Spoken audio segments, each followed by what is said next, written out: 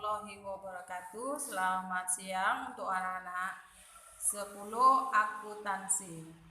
Untuk hari ini saya perkenalkan, nama saya Sutriana Simanjuntak. Saya akan membawakan materi IPA. Ya. Dimana untuk bab pertama pada materi IPA dia berjudul gejala alam biotik dan abiotik.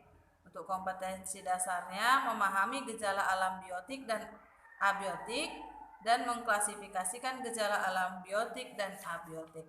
Yang pertama di sini untuk gejala alam biotik, saya akan memperjelas pengertian dari gejala alam biotik. Untuk biotik, dia merupakan komponen atau penyusun dari makhluk hidup, di mana makhluk hidup itu ada 4. Yang pertama manusia, hewan, tumbuhan, dan mikroorganisme. Ya, dimana untuk gejala alam biotik yang keempat ini biasanya mereka memiliki ciri-ciri pada makhluk hidup. Yang pertama ciri-ciri yang mereka miliki adalah ciri-ciri seperti memerlukan makan dan minum, yang kedua bernapas, yang ketiga bergerak, yang keempat beradaptasi, yang kelima berkembang biak, dan yang keenam berkembang dan tumbuh, yang ketujuh ekskresi atau mengeluarkan zat sisa. Itu untuk ciri-ciri pada gejala alam biotik atau makhluk hidup. Ya.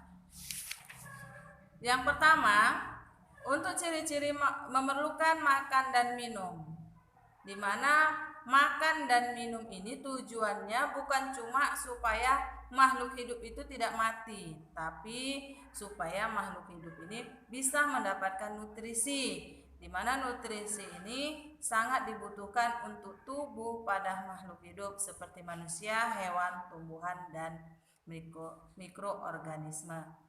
Untuk mendapatkan makan dan minum ada beberapa macam cara. Yang pertama seperti tumbuhan. Tumbuhan mendapatkan makan dan minumnya biasanya dengan cara berfotosintesis atau disebut dengan autotrof. Autotrof itu adalah makhluk hidup yang dapat membuat makanannya sendiri atau menghasilkan makanannya sendiri.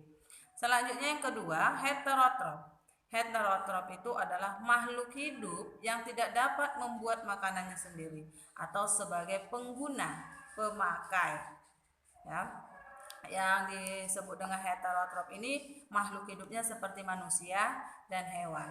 Mereka tidak bisa membuat makanannya sendiri, tetapi mereka membutuhkan makhluk hidup yang lainnya untuk mendapatkan makanannya. Seperti manusia, manusia membutuhkan tumbuhan dan membutuhkan hewan. Demikian dengan hewan, hewan juga membutuhkan tumbuhan dan makhluk hidup yang lainnya untuk mendapatkan makanannya. Sehingga untuk bahan makanannya ada 3 macam. Yang pertama untuk heterotrof ini yaitu seperti karnivora. Karnivora itu pemakan daging. Yang kedua herbivora. Herbivora itu pemakan tumbuh-tumbuhan.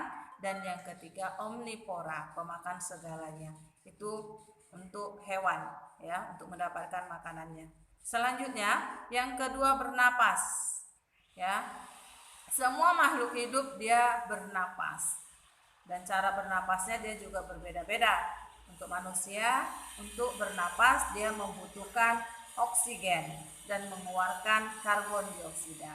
Sedangkan untuk tumbuhan, untuk bernapas dia membutuhkan karbon dioksida dan mengeluarkan oksigen. Itu kebalikannya antara manusia dengan tumbuhan. Selanjutnya bereproduksi. Untuk bereproduksi pada makhluk hidup dia memiliki 2 macam. Yang pertama seksual secara kawin dan yang kedua aseksual secara tidak kawin, ya.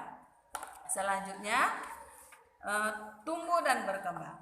Perbedaan tumbuh dan berkembang di mana untuk tumbuh dianya perubahan pada ukuran tubuh. Contohnya seperti anak bayi yang memiliki ukuran tubuh yang kecil. Ketika dia besar, dia akan memiliki tubuh yang lebih tinggi. Sedangkan untuk berkembang itu dimaksudkan yaitu seperti dari memiliki sifat kecil menjadi sifat dewasa. Contohnya dia mengalami puberitas pada si pria atau pada si wanita. Itu untuk perbedaan dari tumbuh dan berkembang. Selanjutnya bergerak. Pada tumbuhan biasanya dia bergerak membutuhkan cahaya matahari, sehingga tumbuhan ini akan mengarah dari mana datangnya cahaya matahari. Selanjutnya adaptasi. Beradaptasi tujuannya untuk mempertahankan kehidupannya, sehingga makhluk hidup dibutuhkan adaptasi. Selanjutnya ekskresi atau zat sisa. Semua makhluk hidup akan mengeluarkan zat sisa. Contohnya seperti manusia. Manusia memiliki 4 organ ekskresi. Yang pertama hati, yang kedua paru-paru, yang ketiga ginjal, dan yang keempat kulit. Yang dikeluarkan dari tubuhnya seperti kulit mengeluarkan keringat, seperti ginjal mengeluarkan urin, dan seperti paru-paru dia akan mengeluarkan CO2 atau karbon dioksida dari proses pernapasannya. Itulah yang dapat saya perjelaskan untuk materi IPA pada saat ini. Dan saya ucapkan Assalamualaikum warahmatullahi wabarakatuh dan selamat siang.